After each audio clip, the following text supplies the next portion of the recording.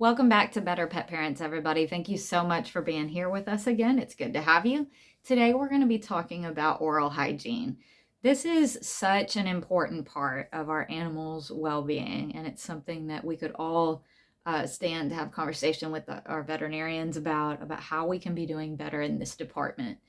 Um, a lot of times here in our weekly discussions, we talk about things that only the better pet parents would consider, the things only better pet parents out there would be doing. It's kind of the whole point of this community is to talk about things that the people are doing that hold their pet parenthood responsibilities to a higher standard, essentially. And it's very safe to say that when we're talking about oral hygiene, only the better pet parents care about that. Um, we've had many conversations here, and in a lot of our discussions, we've talked about how it's very common for people who see their animals as just animals to really want to do the bare minimum when it comes to their health care because they're just pets to them. And I've, mentioned to you guys before that, even with some of my own clients professionally, I've heard so many people say things, like, it's just a dog. I'm not paying for that. Or that's ridiculous. It's just a dog. And I will say, that when it comes to oral hygiene, that's something I hear that a lot about. I've heard people say things like, I am not paying the veterinarian $300 to pull one of my dog's teeth. I'll just wait for it to fall out and things like that, and it's definitely a category that a lot of people don't take seriously. So I'm very confident in telling you guys that only the better pet parents out there care about this. And if you are somebody who cares about this, I want to thank you for being one of the better pet parents out there, because we just think about, drawing the parallels for ourselves and how much it truly does hurt when you have a tooth bothering you or you have something in your mouth that's not right. How much it hurts to have that worked on, how much it hurts when something is amiss in there, or something is infected in there. You can imagine how difficult that is to eat when you have a sore tooth or when you have something going on.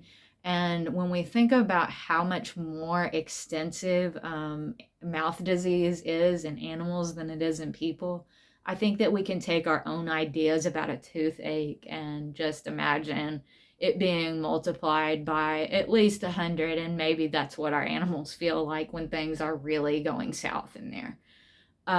So I always preach here, to put ourselves in our animals' shoes and imagine what it feels like to be them. And when it comes to oral hygiene, I think that that's one of the categories where that's extremely relevant, is to put ourselves in their shoes. So it's really important that if they have a problem going on in their mouth, not to dismiss that, like that's a silly thing for us to think about, or think that getting your animal's teeth cleaned professionally at the veterinarian is a pretentious thing to do, because it's not. As their guardians, it's a responsible thing for us to do. Just like it's responsible for us to take care of our own mouths. And I just want everybody to consider how important this is. A lot of times when an animal's mouth disease gets just to an extreme level, people are shocked to find out how much that can truly affect all over an animal's health, because when you get lesions in the mouth like that and all that infection building up in the mouth like that, it can end up in the bloodstream. It can go to the heart. It can cause all kinds of problems for animals when that gets out of control. So if you're not somebody that's aware of all the damage that can cause, I would strongly encourage you to have a conversation with your veterinarian about what you can be doing in terms of maintenance for your pet to try to prevent as much damage as possible. If you are somebody that gets annual teeth cleanings on your dogs, on your animals, way to go. Thank you for being one of the better pet parents, because a lot of people do not do that. It's also important to mention here that A lot of people don't feel comfortable doing that because they love their pets so much that they don't want to put them under anesthesia and risk all the factors that come with anesthesia. Obviously, for some of those senior pets out there, your veterinarian is going to tell you that, maybe your pet is too old to go under anesthesia for a dental cleaning. So that's common too. And I'm not saying that in those situations where, that anesthesia is not right for your patient's case, that I don't understand that, because obviously there are some times where it's more of a risk to do that for other reasons than to put them under to have their teeth cleaned. But I'm just saying, for the average healthy pet that's not a senior, prevention is key with this, and having conversations with your veterinarian about doing that.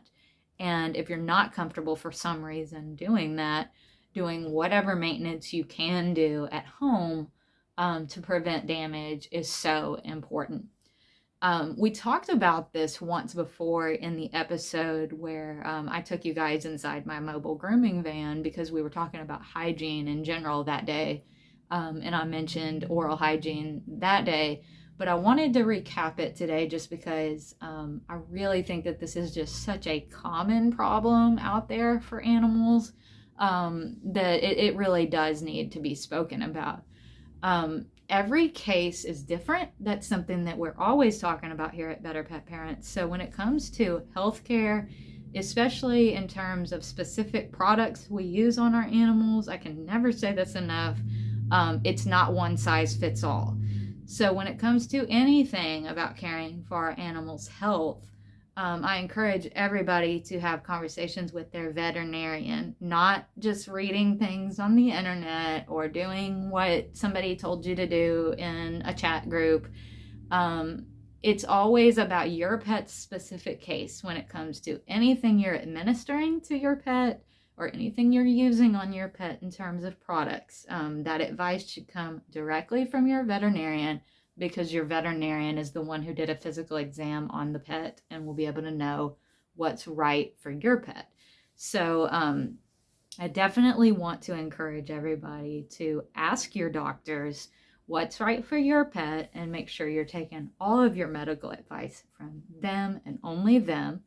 But for the sake of today's discussion, I do want to point out a couple of things here and recap what we did talk about back in the grooming episode, which is that you might hear a lot of groomers out there offering oral hygiene services of various things, whether that's breath spray or teeth brushing or whatever it is. Like we talked about that day, that's not something that I offer at my grooming business, and I'm going to tell you why. So back in the day when I went to grooming school, we did teeth brushing at grooming school, and that was something that they taught us how to do, and that was something that we would sell like as an add-on service to grooming very frequently, and it was pretty common. Well, like we talked about back in the grooming episode, the dog grooming industry is a completely unregulated industry, and there's no standard practices that are enforced within that industry. So if you care to learn about that, you can go back and watch the grooming episode where we talked about specifically the grooming industry and the advice from an insider episode.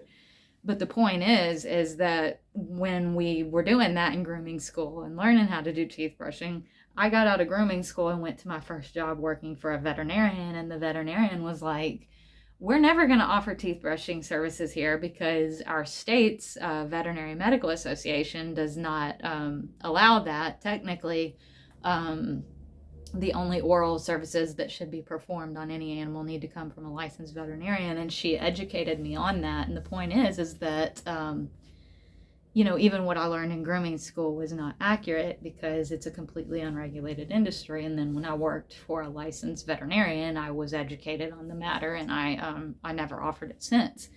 And she told me that the reason that is because the source of odor in our pets' mouths is from tartar. So when you get that tartar buildup in there, and that's what causes the odor, a lot of groomers will say, do you want teeth brushing services and this and that to charge a few extra bucks on the service. It's just an add-on service that's very common. But there's two reasons why you as a groomer shouldn't do that. It's one, that usually it's very ineffective, because unless you're actually successfully removing the tartar, then you're not removing the problem, which is the odor. And two is if you actually do successfully remove any tartar, then your pet is at risk of swallowing that tartar. And if they do swallow any of that tartar, then they're going to be at risk of getting sick. And the reason that, after a professional dental cleaning with your veterinarian, you get sent home with antibiotics to prevent any type of infection from if tartar went down in there. So there's a reason why a professional cleaning with your veterinarian costs hundreds of dollars, and then the one at the grooming shop costs $10.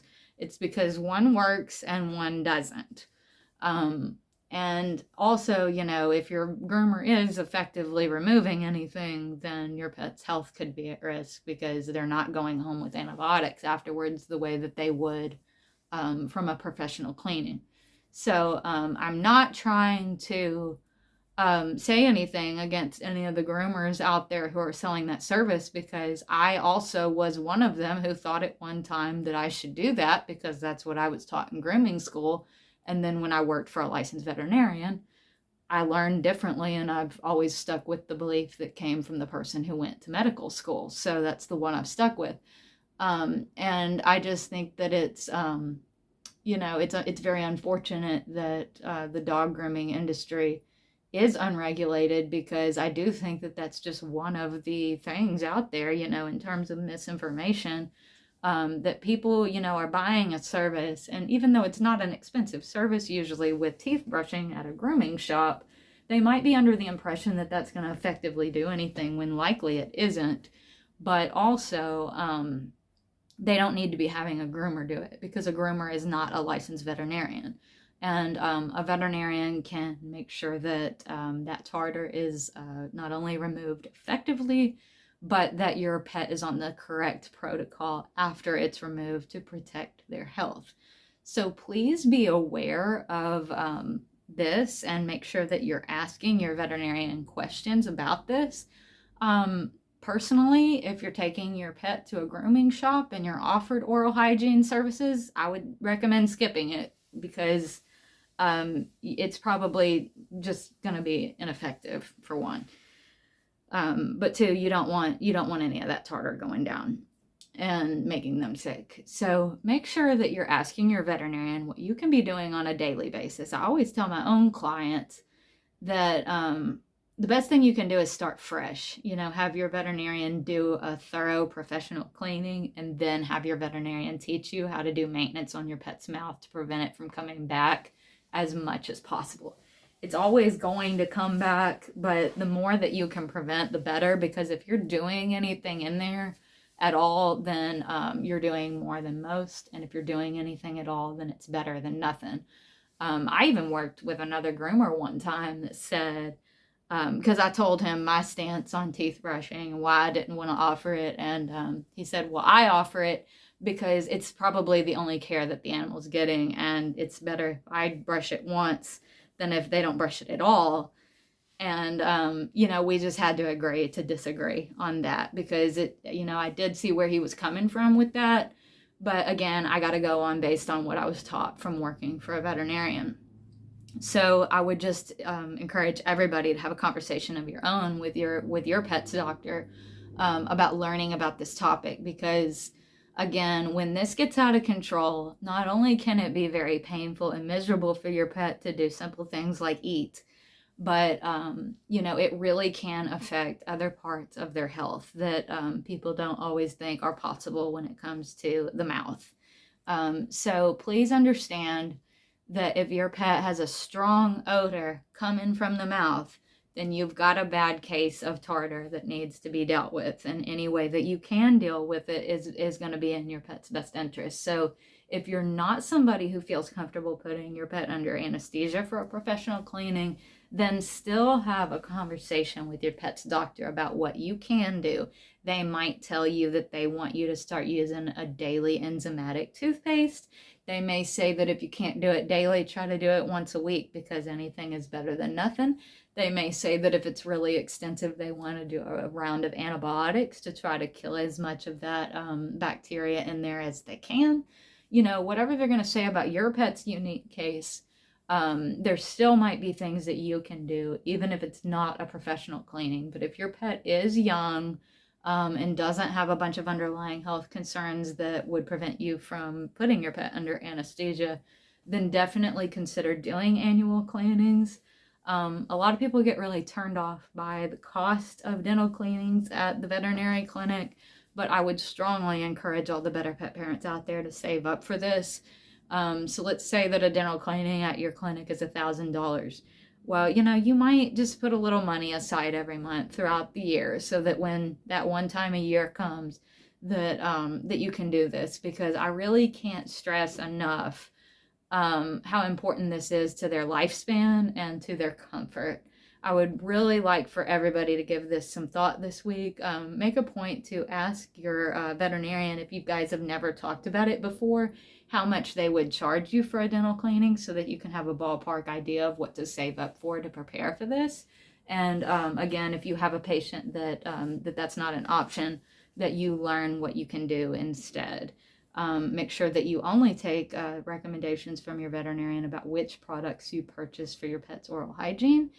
Thank you for being here. Let us know your thoughts, your comments, your questions, and we'll see you again next week for another discussion.